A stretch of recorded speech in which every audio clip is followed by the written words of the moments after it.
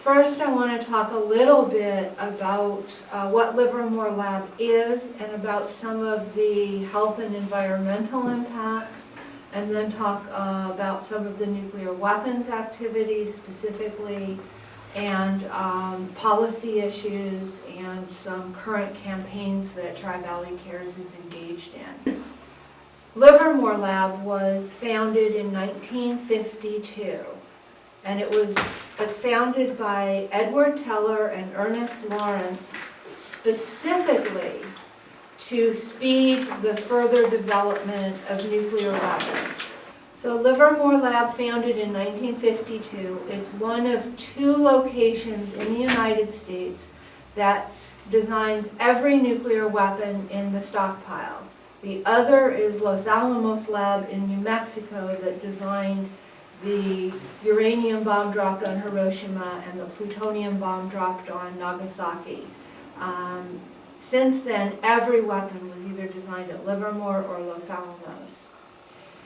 And in 1955, of particular interest to folks in Davis, Livermore Lab went over the hill into the lip of the Central Valley near Tracy, just off of 580, and founded a high explosives testing range where they test bomb designs using depleted uranium, for example, in place of plutonium, so that they can test the design but without having a full nuclear explosion.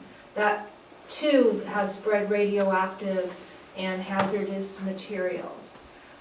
So let me tell you a little bit about how I came into this. I moved to Livermore in 1976, and I was going to go to UC Berkeley School of Journalism, which I did, and Livermore seemed like a very bucolic place, a nice place to raise a child, lots of parks, hills. They seemed to have this laboratory that employed nearly everyone in town, but I didn't know what it was. So I moved in, and only slowly came to understand that it was indeed nuclear weapons that were being designed. Even then, I kind of imagined that it was just men and women in white lab coats, and I didn't realize that nuclear weapon design involves fabricating the bomb itself, the design itself, and parts of the design, so that Livermore is sort of a miniature of the whole nuclear weapons complex. It does not produce nuclear weapons for the arsenal, but it does produce nuclear weapons components, and during the years that we had full-scale nuclear testing, it would produce the nuclear weapon that it would then take to the Pacific or take to the Nevada test site and test. So the toxic and radioactive emissions coming from Livermore Lab were something that I knew nothing about until '83, when Tri-Valley Cares was founded, and we were all local folks, all knew the lab and knew the community really well, and realized that we all had some questions. And we decided one of the skills I brought was, as a journalist, the ability to use the Freedom of Information Act and the California Public Records Act, and to start doing research and getting information. And I have to tell you, what we found in the 80s was so much worse than what we had imagined. You think that you're maybe progressive or radical and that what you're imagining, it can't be that bad. Oh no, it was worse. For example, I got a hold of the first ever State Department of Health Services inspection of the site.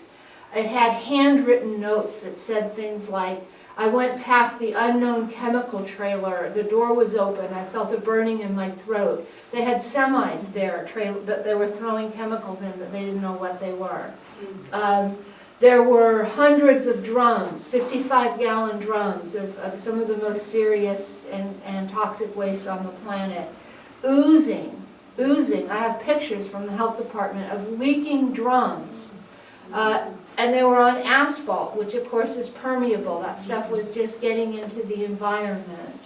Then I began looking at airborne releases, and 2 of the 3 worst accidents that I have found on the planet for tritium, which is radioactive hydrogen, were from Livermore Lab. The worst one was from the Savannah River site, which is another Department of Energy nuclear weapons site, where they actually produce the tritium in reactors. By the way, today we don't produce it there, it's so contaminated. The TVA produces it at Watts Bar plant. But that was the only site that was worse. Livermore had What's number the 2. TVA? Tennessee Valley Authority. It's a quasi-governmental, quasi-private agency that has a select number of power plants.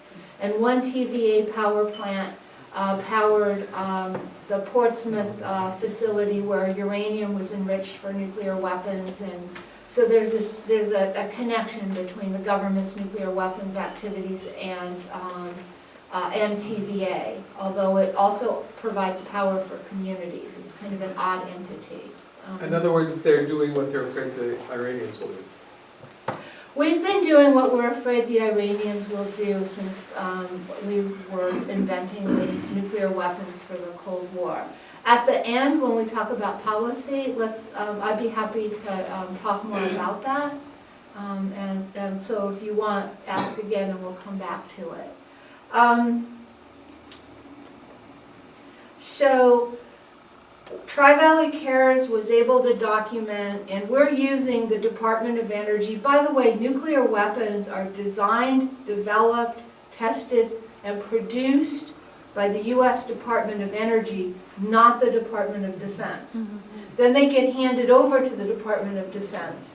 And then when they're retired, they get handed back to the Department of Energy for dismantlement.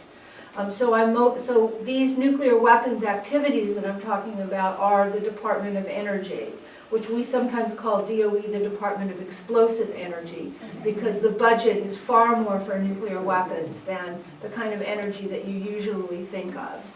And Livermore Lab is owned by the Department of Energy, and within the Department of Energy, its landlord is called the National Nuclear Security Administration.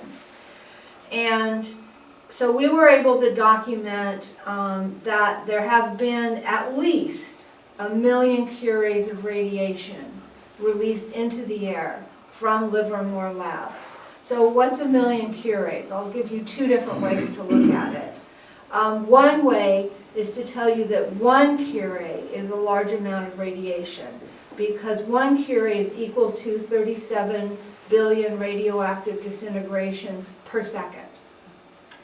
Another way to think of 1 million curies being put into the air is Livermore Lab researchers conducted some nuclear tests at the Nevada test site to try to determine the amount of radiation deposited upon the people of Hiroshima. This isn't the total amount of radiation in the bomb, because a lot of that went up, but how much did the people of Hiroshima experience? And the answer they came up with was 1 million curies. And that's why, in reality, we are all downwinders. It dribbled out and came out in these accidents, without the heat and without the blast. But in terms of the radiation, it's equal to the amount that was deposited on the people of Hiroshima. Over what period of time? Over the period of time. Now, the lab was founded in '52, but I could not find any records before 1960, so God knows what happened. But since 1960 until we were putting this together in the 90s, they had released 1 million curies of radiation. So, yes, the accidents are smaller these days, but yes, they still occur. In addition to what was put into the air, I explained how they had oozing drums of waste. They also had other accidents that put toxic and radioactive materials into the soil, which then went down into the groundwater. And indeed, some of these plumes, because groundwater moves, as you all know, migrated off-site. One of them is about a half a mile off-site underneath homes. City Park, you know, residential streets. And the cleanup, I mentioned that it's I think I mentioned it's a Superfund site. If not, I'll say that now. In 1987, Livermore Lab was scored by the EPA. It was so hazardous, it was put on the national priorities list, which is called the Superfund list of worst contaminated sites in the country. The cleanup is expected to take something on the order of 60 to 80 years. The high explosives testing range that I mentioned, the particular part of the nuclear weapons research that was done then is the lab designers would have a new design and they would take it out to the Nevada test site. Some of these designs actually had the tritium, the radioactive hydrogen, in them. They would put depleted uranium in instead of plutonium. Plutonium is fissile. That's what you know. Fissile and highly enriched uranium is fissile. That's what makes the nuclear weapon the nuclear weapon. But uranium is a heavy metal, similar in weight to plutonium. And so what they could do is blow it up on these outdoor firing tables, and they still have one outdoor firing table that they use today. They just blew it up. They're just blowing that stuff all over the hills right by Tracy. And so no surprise, a lot of that stuff is in the ground, the soil and the groundwater.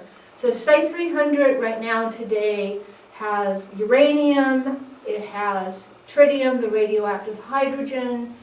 To give you some idea of concentration, tritium in the groundwater was found at a concentration of 2 million picocuries per liter. That's 100 times the state and federal maximum contaminant level. So this is very contaminated. There are also a lot of volatile organics that are used, a lot of TCE, PCE, DCA, I call them the alphabet soup. This is a hazardous chemical. It's used for a lot of things. It's used as a degreaser, it's used to keep things cool in experiments. At Site 300 they had one location where it was just dripping out of the pipe, I saw it. And going into the ground and the groundwater. They also did something that they called dry wells. It sounds really, really sophisticated, a dry well. All it is you dig a hole, you put gravel in, and you throw your toxic waste in it. So these so-called dry wells heavily contaminated the groundwater also. And then they went out with backhoes in the low-lying areas, and they dug huge trenches. Oh, each one is maybe 4 times the size of this room. Long trenches, and unlined, and they just dumped toxic and radioactive waste in there. And so those wastes have also gotten into the groundwater and are migrating. So you have waste from the firing tables, waste from the operations, and waste from the dumps contaminating that site, as well as the airborne contaminants. And they do a waste activity there where they take some of the explosive waste and they just blow them up, and they also have an incinerator there, but they don't call it an incinerator, they call it a thermal unit. At the main site, that's where they kept the plutonium, and so they had to excavate on the main site because they had plutonium in soil. They also have a lot of tritium, the radioactive hydrogen, a lot of these volatile organics that I was telling you about. Also a lot of freon, because they use that as a coolant, and freon is now in the soil and groundwater, as well as tons of it being released to the air. Hexavalent chromium. If you saw Aaron Brockovich, that was hexavalent chromium they were talking about. Yeah, we have that. If you saw a civil action, that was volatile organics like TCE. Yeah, we have that.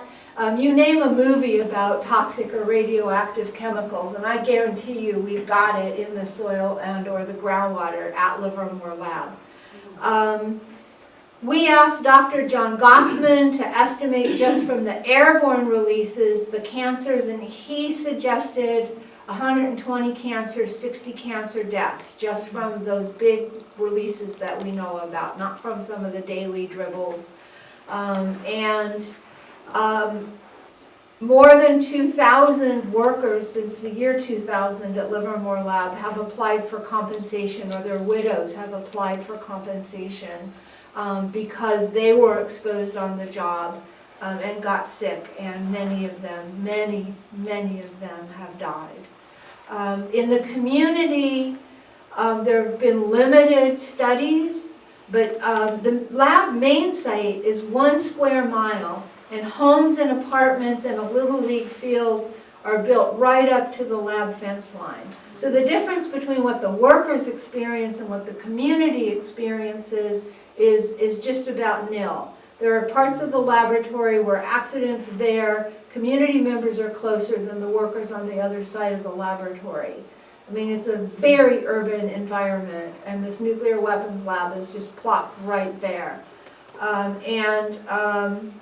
The state of California in 1990 did a study looking at malignant melanoma in Livermore children. And they looked at malignant melanoma because in the 80s, Livermore lab workers were found to have about 5 times the expected rate of malignant melanoma, which is a very, very aggressive form of skin cancer. So they found that children born in Livermore had 6 times the expected rate of malignant melanoma. And children who were not born in Livermore but who were brought to Livermore as children had 2.5 times the expected rate of malignant melanoma. And then they looked at 1 decade where they found that Livermore children had 3 times the expected rate of brain cancers.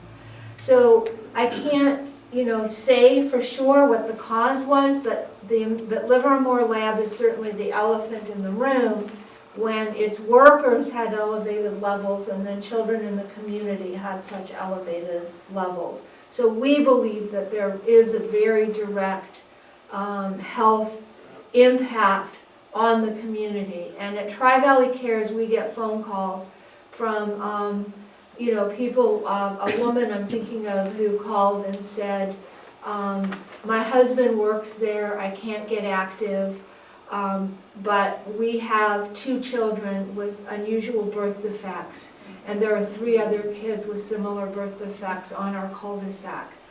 Teachers, several of our board members are teachers, tell us that there are unusual amounts of some of these problems in kids in their classroom.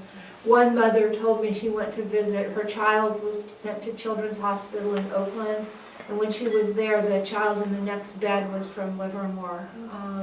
So we do think that people are getting sick, and that kids and adults and workers are dying because of the releases. To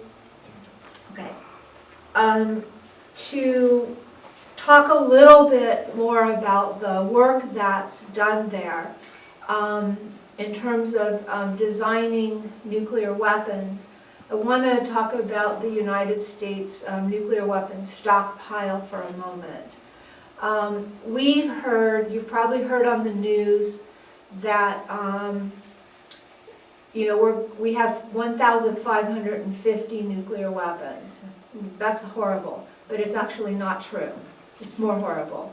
The 1,550 are deployed, strategic, after we get to the New START levels. So in addition to, strategic means long range, tactical is short range. So in addition to deployed strategic nuclear weapons, the United States has some deployed tactical nuclear weapons. In addition to that, the United States has a whole separate arsenal and then actually a third arsenal. So you have the deployed arsenal, but we also have something called the reserve arsenal. And if this were another country, we would just count it as their nuclear weapons. I mean, these are nuclear weapons that are, an analogy I use is they're all dressed up and ready to go to the prom. They're just not in the car yet. They are usable nuclear weapons. And we have retired nuclear weapons that we haven't actually dismantled yet, that could also be, and are occasionally, put back into the arsenal for a time. So it's a very fluid situation where there are actually thousands of nuclear weapons. And 95% of the nuclear weapons in the world are in the United States and Russia. 95%. So we have thousands. If you count everything, in the 7,000 range. And then you have to go all the way down below 500. Then you get to China, the UK, France, in that range. Then you have to get way under 100, and you get India, Pakistan, down to maybe 3, Israel. Israel is up somewhere between India and Pakistan and China. And then you have to get down into maybe 3, maybe 10 in North Korea. And then when you get to countries like Iran, they do not have a nuclear weapon. What they have is a program to enrich uranium. And I can talk more about this, but there is an inextricable link between nuclear weapons and nuclear power. In that, there are two of them, when you enrich uranium for nuclear power, if you keep enriching it, you end up with highly enriched uranium that's nuclear weapons grade. But every country has the right to nuclear power. And if you sign the Nuclear Non-Proliferation Treaty, it's Article 4, it's your inalienable right. So it's an inherent problem where they have the right to enrich uranium. But the technology, if you keep enriching it, could produce highly enriched uranium that could be used in a nuclear weapon. The other connection between nuclear power and nuclear weapons is if you use low enriched uranium fuel in a nuclear power plant, that fuel is bombarded by neutrons, and it creates plutonium-239, which is what was used in the Nagasaki bomb. Nuclear power is inextricably linked to nuclear weapons capability, let me put it that way. And you didn't mention Pakistan also has a... I meant to, about just a few less than India. So, but it's interesting to me when I think about what the United States talks about on the 6 o'clock news, and what most people know, to think about the fact that the United States and Russia have 95% of the nuclear weapons in the world. So in terms of getting to global nuclear disarmament, I don't want any country to have one. But surely the United States, the only country to have ever used a nuclear weapon in anger, and who with Russia, we have approximately the same number of nuclear weapons, have 95% of the nuclear weapons in the world, surely bilaterally and unilaterally, there are things we need to do in order to claim a leadership role so that we can engage the other nuclear weapon states in the discussion about how to get to zero. The other thing I'll talk about is, as most of you probably know, in 1992, the United States stopped full-scale nuclear testing underground in Nevada, where we would design something new, take it to Nevada, put it together, and blow it up there with lots of diagnostics. All of the nuclear weapons states, except for the new, India, Pakistan, North Korea, but the 5 original nuclear weapon states, as they call themselves, stopped testing in about that same era. In fact, Russia stopped in '89, I believe, and challenged us to. France took a little bit longer before it stopped. But full-scale nuclear weapons testing stopped. Here's the rub, and here's why some of those other states, like Pakistan and India, want to keep the option of nuclear testing. we had a test base. In the United States, over 1,000 tests, all of the data. So we could keep designing some new nuclear weapons, as long as they weren't too new and too radically different, and use the test base to calibrate against. And the United States started a program that they call stockpile stewardship. And I have problems with that word because I always loved that word stewardship. But they don't mean what you think they mean by stockpile stewardship. It is a program that has built and is building nuclear weapon design and testing facilities throughout the country. Livermore built the National Ignition Facility that I was asked to talk a little bit more about here. As a nuclear weapons activity, in order to do tests that will help with the design and answering questions about nuclear weapons secondaries in particular, and the interface. The secondary is the hydrogen bomb part of it, whereas the primary is the atom bomb part of it. And it also can look at the interface between the atom bomb part and the hydrogen bomb part. And it was literally, they touted it as being a test facility to train new nuclear weapon designers. And at Los Alamos they built some, at these various sites. So they've taken nuclear weapon testing and kind of taken it apart so you can test different parts of nuclear weapons at different facilities. Let me tell you, even if you grant that it's okay to keep the U.S. nuclear weapons that we have in our stockpile safe and reliable, maintain them, you don't need these facilities. Because that's done, they take about 11 of every design out every year. Sandia in Albuquerque heads up this program. They take them apart on a bench. They look at them. Most of the aging defects are in wires and in guidance systems and things like that, because the nuclear explosive package is pretty much hermetically sealed. They know that plutonium pits will remain viable inside a nuclear weapon for more than 100 years, and they're not sure how much longer than 100 years. And other parts you can go out and fix. So you don't need these facilities, and these facilities really are allowing them, the nuclear weapons designers, to continue their deadly pursuits. And they have spent more than $150 billion on this. $150 billion. Imagine what we could do with that. And if all of the plans go forward for new bombs and new missiles to put the bombs on, it'll cost $1 trillion over the next 30 years. So when they tell you there's not enough money for seniors or for health care, or the nuclear weapons establishment has your money. And my group is actually trying to get that money freed up for other activities.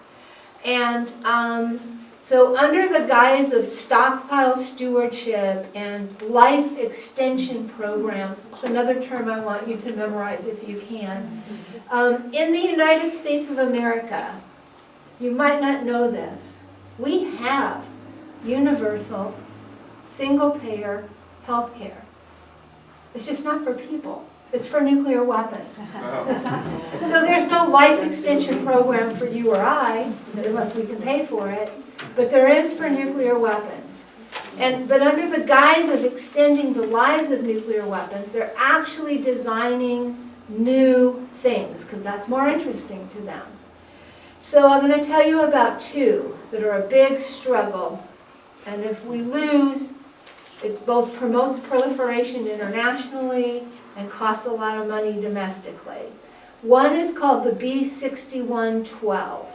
The B61 has a bunch of variants, but the tactical variants are what is deployed in NATO countries. And then there's probably about 400 in NATO countries, and a few, not very many here. There may be 500 total. And the idea is that the weapons designers want to take 4 different variations of the B-61 bomb and do a mashup. We call it Frankenbomb.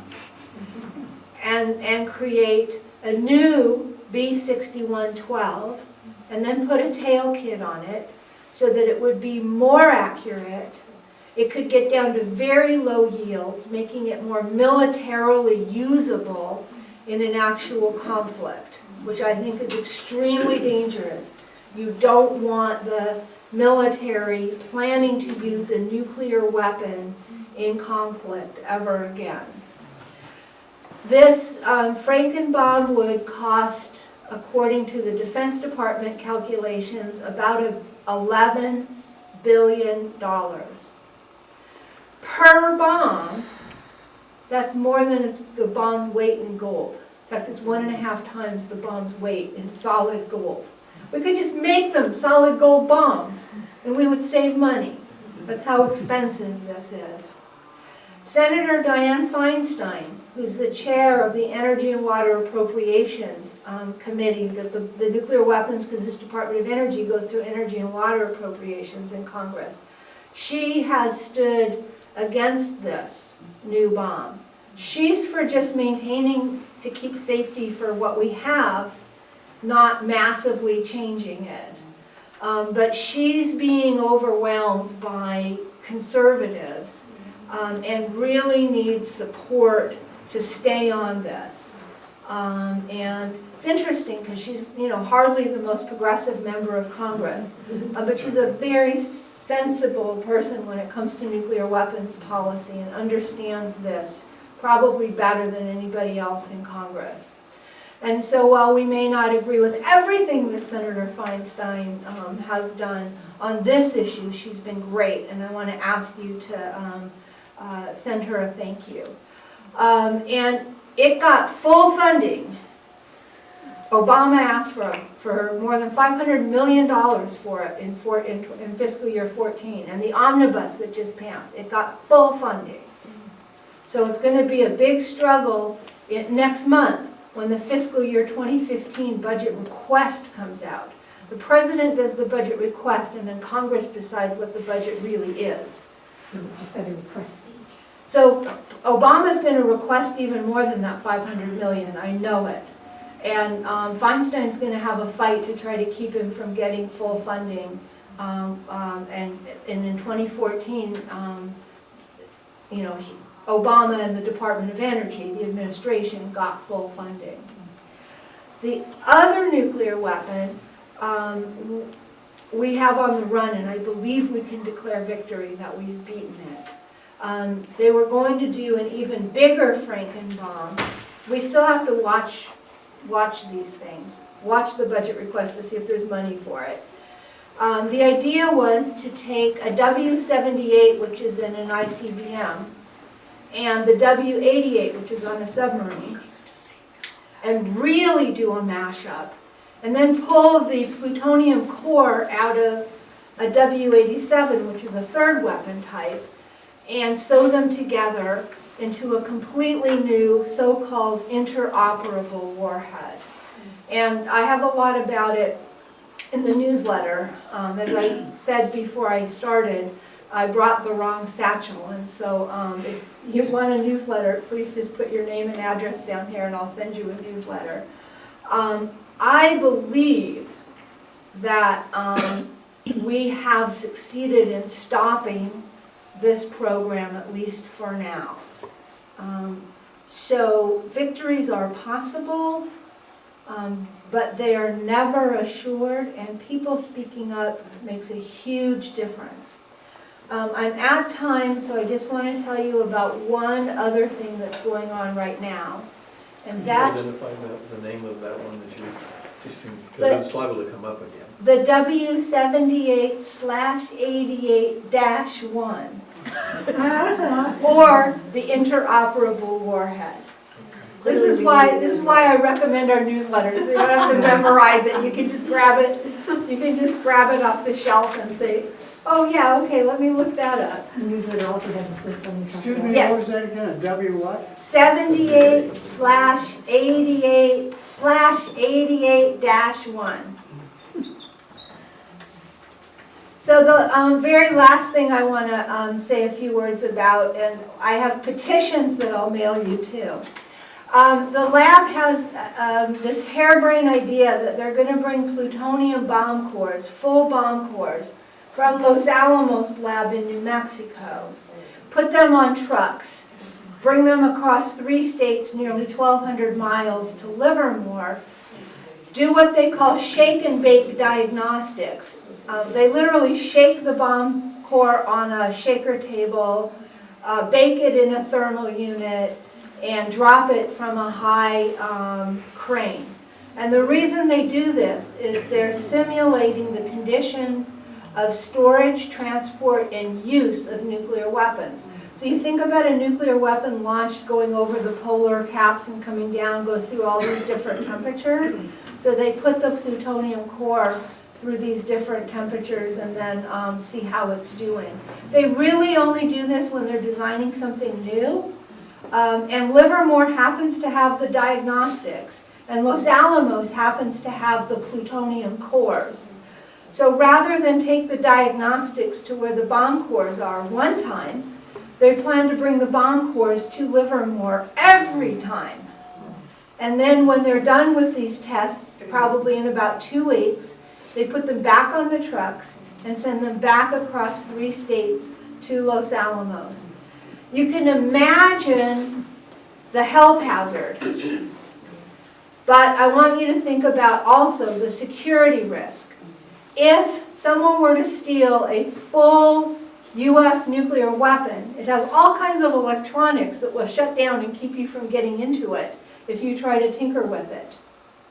What this is taking the bomb core out, taking the plutonium core that you just have to slap some high explosives around and you have a bomb. Taking that out raw and naked and putting them in trucks and bringing them on the highway. How big are they? About the size of a softball. Heavier. Heavier, plutonium, and so we have a petition. We have about 3,000 signatures so far. It's on our website. If you sign up, I'll send you one in the mail. But we are trying to convince politicians not to allow the funding for that to happen.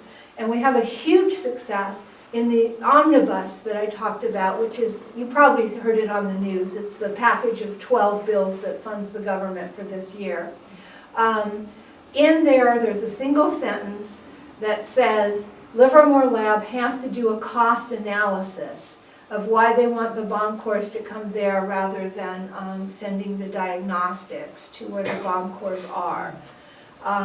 But Livermore gets to do their own cost analysis. So don't be too confident that it's going to be the best one you've ever seen. And we're going to continue full speed ahead with the people's voice saying, no, you can't do this. And I really, really want to ask your help and invite you to sign a petition when I send it. What's your website? The website is www.trivalleycares.org. Or, just think trivalleycares.org. And with that, what I would like to do is open it up to questions and talk about some of the things that you'd like to talk about. I was told yesterday by a retired physicist who worked at UC Davis that, help me with this, 84% or 85% of the budget at Livermore was for nuclear weapons. And that surprised me. I knew they did Yes. work, but I know they also do work in thermonuclear fusion, and I thought that was pretty expensive, and so it surprised me that so much of the budget went for the one thing and not more for other things. Let me answer that 2 ways. First, that's absolutely correct, and we have a pie chart on our website of the lab's budget each year. And in the 85% range every year is for nuclear weapons activities. So let me talk a little bit about the thermonuclear fusion. The majority of the thermonuclear fusion research is done at the National Ignition Facility. The National Ignition Facility is the largest by budget program at Livermore Lab by far. It is funded 100% as a nuclear weapons activity by the National Nuclear Security Administration. There are different ways that you can research nuclear fusion. There are magnetic fusion programs. Magnetic fusion programs, whether you think nuclear fusion is a good idea or a bad idea, they do not get to the energies, temperatures, and densities that are relevant to nuclear weapons development. The kind of fusion that's being explored at the National Ignition Facility, or NIF, is inertial confinement fusion. And in inertial confinement fusion, the basic idea, and they're doing indirect drive, it's called, you take a Hohlraum, which is just German for hollow room. Imagine a little can with the open ends. These Hohlraums are mostly solid gold, by the way, but they can also be made of depleted uranium and other things. I think Livermore's are gold at the moment. So you take a Hohlraum and you put a fuel pellet in it, and inside the fuel pellet is a 50-50 mix of deuterium and tritium. So tritium is the radioactive hydrogen. This is basically the hydrogen of the hydrogen bomb. In a modern nuclear weapon, you have a deuterium-tritium bottle, and when the weapon is being launched, that tritium gas goes into the center of the core of the nuclear weapon. So you get fission. Let me just back up for people who don't know. So fission is when you're splitting the atom, and it's heavy atoms, heavy nuclei, like plutonium or highly enriched uranium. Fusion is when you're fusing them to get the release of energy, and it's light nuclei. It's deuterium and tritium, the radioactive hydrogen. And so in a nuclear weapon, it's pumped into the middle of the core in boosted fission, it's called, so that you've got the fission of your plutonium core, throwing neutrons in, creating fusion, which throws more neutrons out, which lets you fission your plutonium core more efficiently. And then all that energy is directed into the secondary, the hydrogen bomb part of the hydrogen bomb. And it has lithium in it that creates tritium in the actual thermonuclear reaction itself, which then causes more of it. So this is what NIF is studying. NIF is able to study, it's intended to study the later stages of an exploding nuclear weapon. And I have the mission statement for NIF in the lab's institutional plan when it was first proposed. And it's to help physicists with the design of nuclear weapons. It's to push the envelope on weapons design, particularly in the area of thermonuclear secondaries. And then the second thing it was for was to create a nuclear weapons effects testing environment. And third, and only third and peripherally, for science and to make some contribution to fusion energy.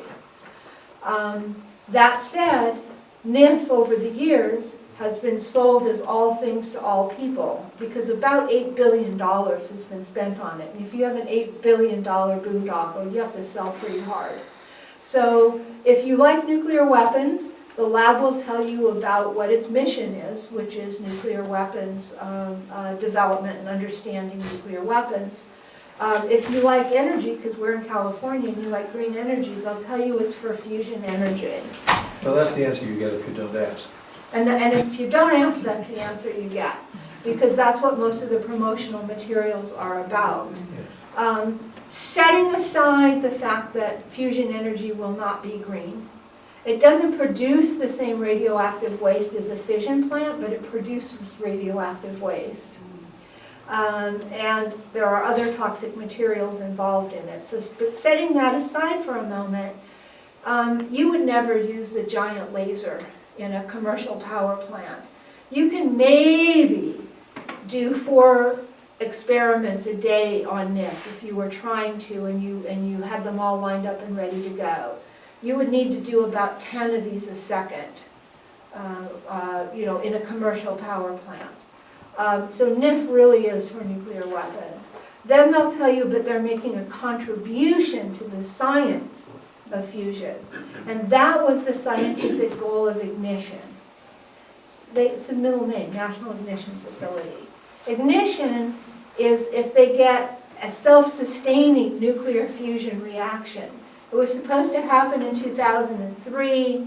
Then they said, no, we need more money and more time. We'll do it in 2010. 2010, they said, we're not quite there. We'll do it in 2011. 2011, they said, we're almost there. We'll do it in 2012 for sure. 2012 came and went, no. Now what you get are press releases about little tiny steps forward that are not Ignition. So they just did this huge press push last week in the New York. I've written a letter to the editor of the New York Times. We'll see if it gets published. Suggesting that they were at least on the verge of ignition. No, they are not. What they did was they changed the laser pulse and then they changed the target so that they have a very thin target material. And the way that the laser pulse is hitting it it's called an exploding pusher target, you shock the fuel. And you shock the fuel and it'll produce neutrons. But it won't produce ignition. To get ignition, you can't just shock some radioactive fuel. You have to compress it evenly and equally from all sides and compress it and compress it and compress it and make a baseball or a basketball practically a grain of sand. And under those energy temperatures and densities, theoretically you could achieve ignition. And I won't say that it's impossible at NIF, but I will say they've spent $8 billion. They've missed 4 deadlines. They're now trying to tout little tiny victories as being almost there. They're very far from it. It may never happen. And I think it's an honest discussion that we should have about how much money we want to put into that versus other things.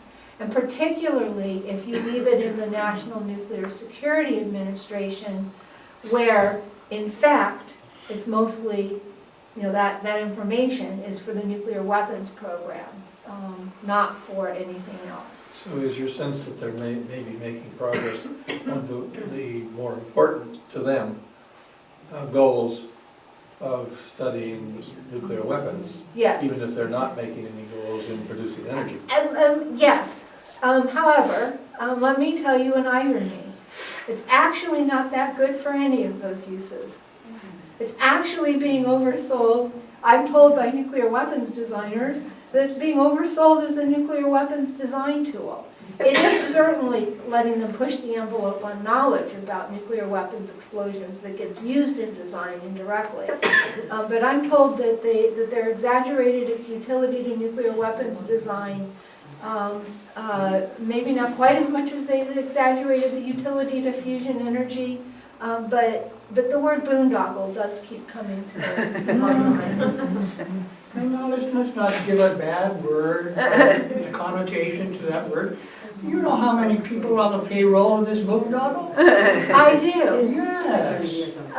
But here's something else to think about. So it's about 25% of the lab's budget. And the lab's budget's over $1 billion a year. Give you some idea of the kind of numbers we're talking about. Those are good scientists and good engineers. Imagine what they could be looking at. Imagine if they were looking at near-term, real energy issues, like more efficient solar cells. I mean, we need our scientists, we need our engineers, we need our materials scientists and our physicists. The question is, what should they be working on? This is Tri-Valley Care's position. We would like to see Livermore transformed from a nuclear weapons facility to a civilian science facility. We would like to see it taken away from the Department of Energy National Nuclear Security Administration. Interestingly enough, bureaucratically, you could just kind of walk down the hall and give it to the Department of Energy Office of Science. Make it a completely unclassified facility. Then the National Ignition Facility would be a high energy density facility, and it could be used in an unclassified way by geophysicists who need to squeeze things in order to study them, and astrophysicists, I mean, we all know the life of stars, but who need to squeeze things in order to study them. And the supercomputers that are now used for nuclear weapons codes, those could be used for global climate change. And Livermore has a small group, really good group of physicists working on global climate change. What if they weren't just a few ragtag people in a trailer? What if they were had as much money and as many people as the National Ignition Facility has? So we think the priorities at Livermore are all wrong. And in a way, they reflect the fact that the priorities in the society in many ways are wrong. And we need to correct the priorities at the micro level in Livermore Lab and make it a civilian science lab, and we need to correct the priorities at the macro level.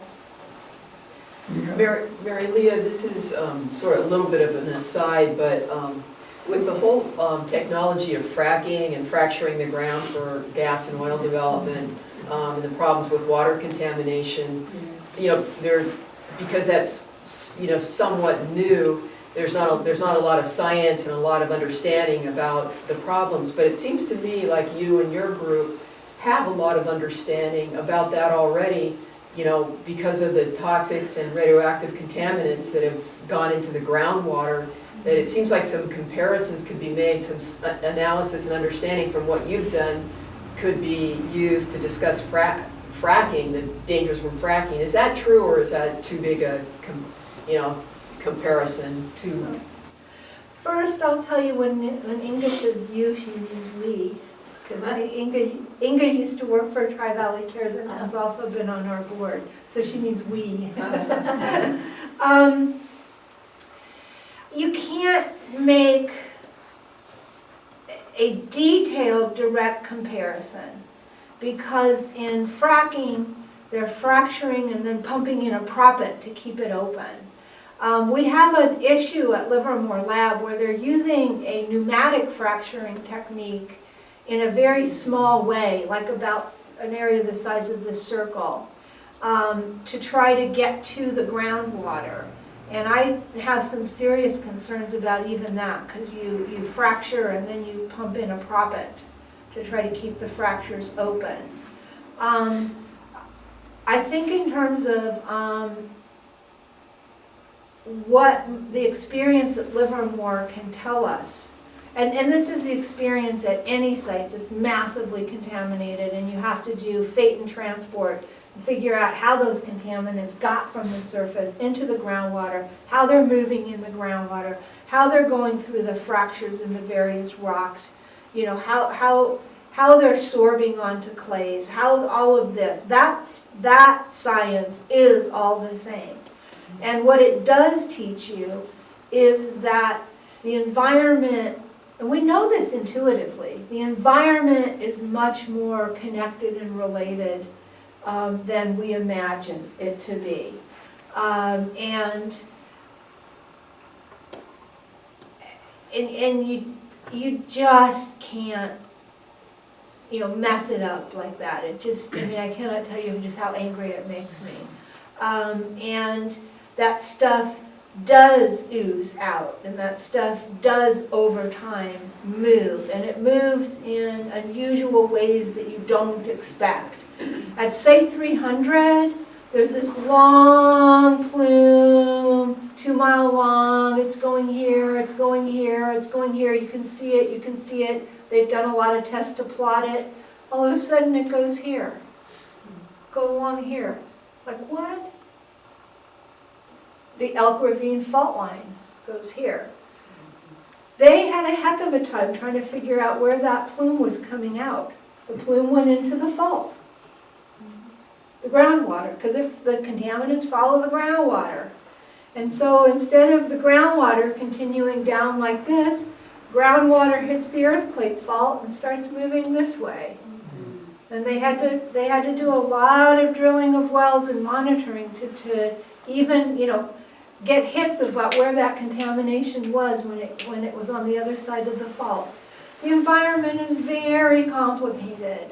And these simple models that I see on television, oh, we just put a pipe down here and we, it just isn't that simple. And now we're hearing stories that fracking is causing small earthquakes. And, that just even in a straightforward technical way, you have to figure that's complicating the environment. And these contaminants are going to get in and they're going to migrate.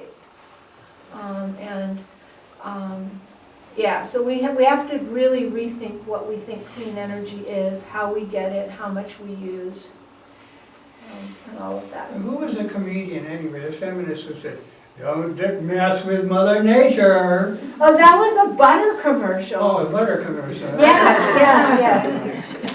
But it was more profound than Madison Avenue knew. So, did you want to talk a little bit more about Iran or? I don't have anything to say about it, but perhaps you do. Well, one of the things that, I do a lot of work at the United Nations on the Nuclear Non-Proliferation Treaty. And actually, Inga, you guys should use Inga as your local resource, by the way. Inga has been to the UN as our representative in the past. We go to the review conferences and some of the preparatory committee meetings, and I'm going in May. And Article 6 of the Nuclear Non-Proliferation Treaty is the article that says, essentially, I'll paraphrase, that the nuclear weapons states agree to give up their nuclear weapons. And it's the interpretation of does Article 6 really say that has been all the way up through the International Court of Justice. And it is, yes, it says that. It doesn't just, you can't just negotiate forever. You have to achieve the disarmament that's in Article 6, says the International Court. But there's also Article 4. The Non-Proliferation Treaty, just to say more fundamentally, it's really a deal. The 5 nuclear powers at the time, which were the US, the Soviet Union, England, France, and China, agreed to give up nuclear weapons. The other 185 nations agreed not to acquire them. We haven't done a very good job of living up to our obligation. And yet we want to hold them to theirs, and so do I, but we need to do a better job of living up to ours. But part of that deal has Article 4 that I mentioned. And Article 4 guarantees those states their inalienable right to peaceful nuclear power, peaceful use of nuclear technology. And so what Iran has is a program to enrich uranium. And centrifuges are only one way to do it, but they are a sort of modern, technologically adept way to do it. If you're going for low enriched uranium fuel, you only need to enrich up to 3 or 4%. They've enriched up to 20%. There are various kinds of reactors, so they actually have a cover of saying, yeah, but we need it for this kind of reactor. And part of the agreement, the 6-month temporary agreement that we have, they're actually going to roll that back and lower the enrichment, even of the 20% that they have enriched, is my understanding of it. 93% enriched is considered weapons-grade uranium. The problem with 20 and above is that you can get to 93 fairly quickly. So what they have, properly speaking, is a nuclear program that could become, and probably secretly is, a nuclear weapons program. I don't know whether they want to develop a nuclear weapon, but my instinct tells me they want to get close enough so that they could pretty quickly if they did decide to. India was in that position for a very long time. India tested in 1974 and then not again until 1998. So I think Iran wants to get close. I think Iran wants to be in the neighborhood. I don't want Iran to be in the neighborhood, but I find it really hypocritical for the United States with all of its nuclear weapons and all of the money spent modernizing and continuing the development of nuclear weapons, to tell Iran that they can't have a nuclear program. And the violations that are leveled against Iran, by and large, are them hiding things from the International Atomic Energy Agency. And if you're going to have a nuclear program under Article 4, you have to have IAEA inspections and safeguards. And they have not been, they have not been, the angel child, but we need to look in the mirror ourselves, is my view. And I think we'll get farther in preventing other nuclear weapon states if we are more honest about our own nuclear program and if we visibly start to take parts of it apart. I mean, how do you talk to Iran about its uranium enrichment program if you're doing Frankenbombs and all kinds of new, bomb technologies? If you're making your nuclear weapons even more precise in terms of their targeting abilities. And so I think we have a long way to go, personally, in our own disarmament and in showing leadership in disarmament. And then I think we'll have much more moral authority to talk to countries like Iran. And since this is a diplomatic question, how do you talk to Iran if you haven't already talked to Israel about their program that's under the shadow of our auspices, in effect? Actually, my question is kind of related to that, which is that if Iran withdrew its being a signatory to that treaty, I think Israel is not a signatory, correct? Israel is not a signatory. So if Iran says, okay, I'm not going to be a signatory anymore, then they should be free like Israel to do what they want, But right? they are a signatory. They are I'm a saying if they but- said they but- withdrew their. They aren't going to do that. No, I'm saying North if they did. Korea withdrew. Right, it's a voluntary Korea- treaty, right? Well, it's not Any complete, treaty. it's not completely voluntary, but most of the articles of ratification allow countries to withdraw for supreme national interests. And there's a legal argument about whether or not North Korea, was legally proper in resigning from the Non-Proliferation Treaty. But they did resign, and they're the only country to have resigned.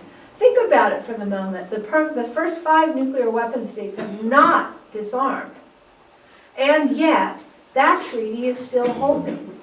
It's the non-nuclear weapon states living up to their obligations. I mean, it's really bad that North Korea withdrew, but the fact that in the history only North Korea has withdrawn, that's pretty good when you think about it.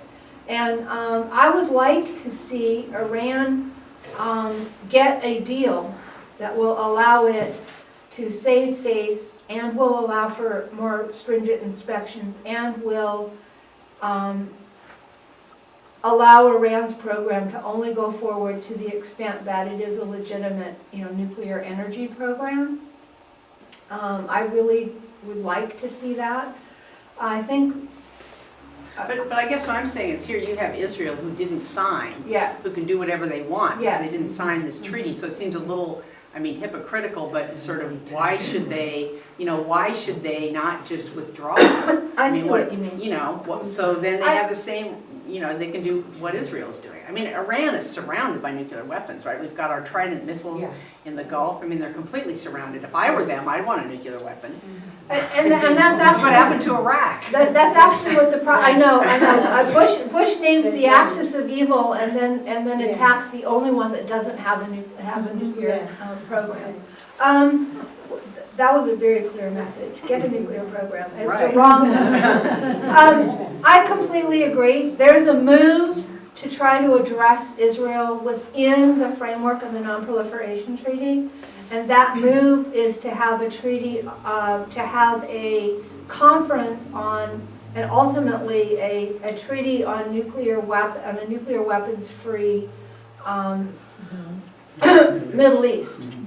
And the United States has not been helpful on that. How surprising. But right now, as we're sitting here, there are countries and non-governmental organizations in Nayarit, Mexico, looking at the humanitarian impacts of nuclear weapons. I mean, there are a lot of really positive things going on. I want to offer something just for thought. Sure, but as mentioning that Mexico conference, I don't believe the United States is attending that conference. None of the nuclear weapon states are attending that. The United States said to look at the humanitarian impact of nuclear weapons was a distraction. I went, I'm sorry, it's the point. I just want to throw something out for you guys to think about. Because I think we have to change some things that are really fundamental. You mean you've been holding out on us? Yeah, a lot of things.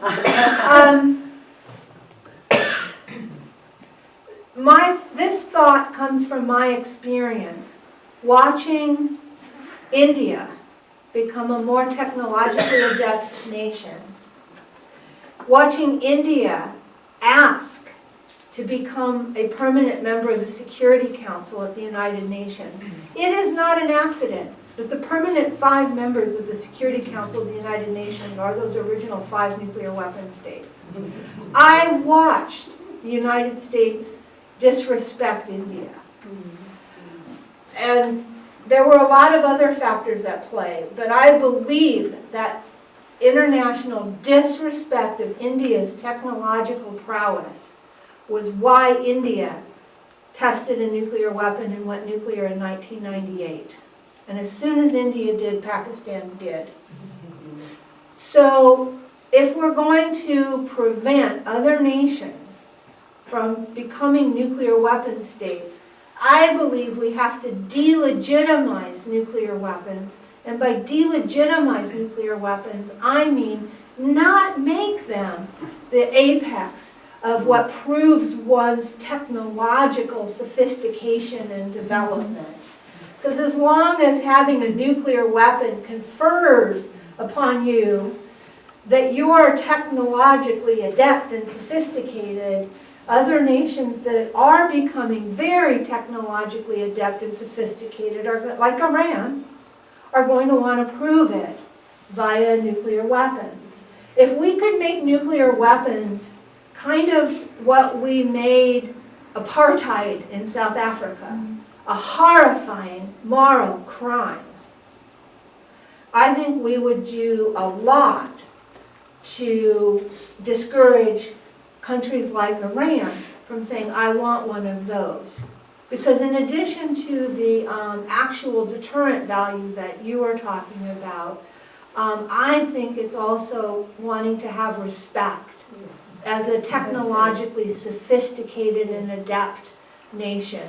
And I really think we need to change the whole perception of nuclear weapons to the morally horrifying things they are, and not give nations this respect for having them. I'm not remembering when, but there was an agreement made with India, and I think it was a few years later, in which there was some sharing of technology, nuclear Yes. technology. So if I'm right about it, the timing, what India did worked. Oh, what India did work. It kicked down the door of the nuclear club and got itself inside, got a deal for technological sharing with the United States on nuclear power, which can also be militarized. And trade, it was a And trade trade. agreement that included. They've actually got a nuclear agreement with Yeah. the United States. Along with And they're considered a very technologically sophisticated nation. You know, I'm just saying, wouldn't it have been better to let them join as a permanent member of the Security Council and find these other peaceful ways, nonviolent ways, to confer an understanding that they've become a technologically adept country? May I ask you another question? Yes. The similarity between your locale and Livermore must have a counterpart someplace in Iran, where they are working closely with the same materials and have the same risk of pollution, environmental damage. And if you could pony up with a sister city outreach to that community, you might have a peace agenda that would break through. Yeah, there's some risk for them, not for me. But I will say that every single country that has developed nuclear weapons has devastated communities and the environment to do it. I have toured in Russia and seen their nuclear weapons sites. And I've been to some of the other nations' nuclear weapons sites, and I've been to all of ours. And they're a mess.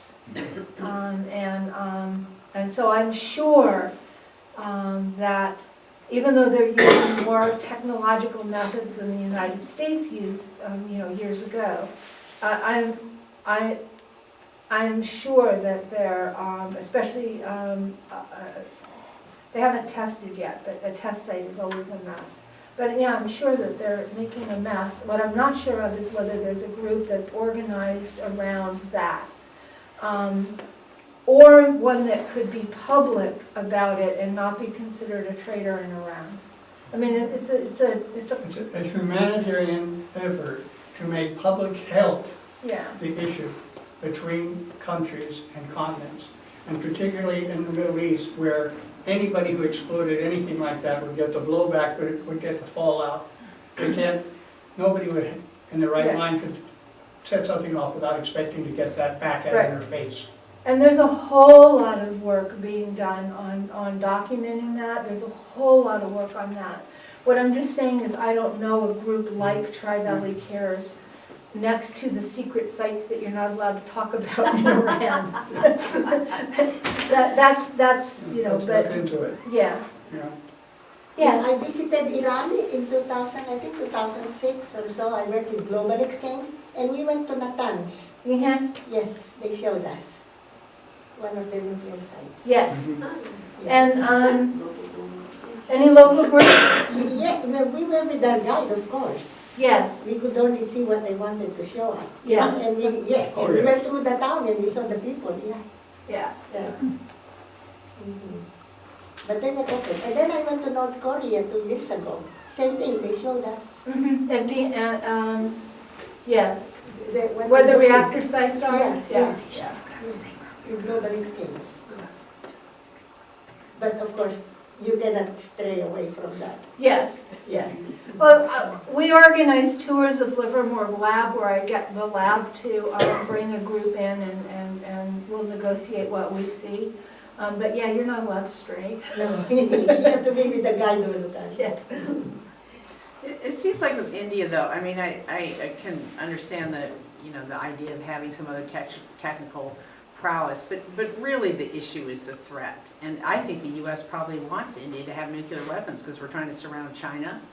And, and I mean, it's just, it doesn't make sense. I mean, all Iran has to do is look, Iraq was completely devastated. Right. And if they had a nuclear weapon, I bet Yeah. that wouldn't have happened. Yeah. So I mean, unless you get the big five, Yeah. you might as well forget it. I mean, Yeah. why even, I mean, and I think we have absolutely no legitimacy talking to Iran. Right. But I mean, I think the US probably wants India to have nuclear weapons. So, I mean, it fits into our Asian pivot, where now we're sending all these, right, military forces to surround China. Yeah, So, We're talking that's about. right. Whether or not we did, I mean, it's kind of complicated because India was a better friend to the Soviet Union in the Cold War. So the politics are complicated, but I do want to support what you said, that if we're going to get to global zero, we have to address, well, first the US and Russia with our 95% of the nuclear weapons, but the 5 long-standing nuclear weapon states. There's just no question. I do think that delegitimizing nuclear weapons, though, will actually help in that effort as well.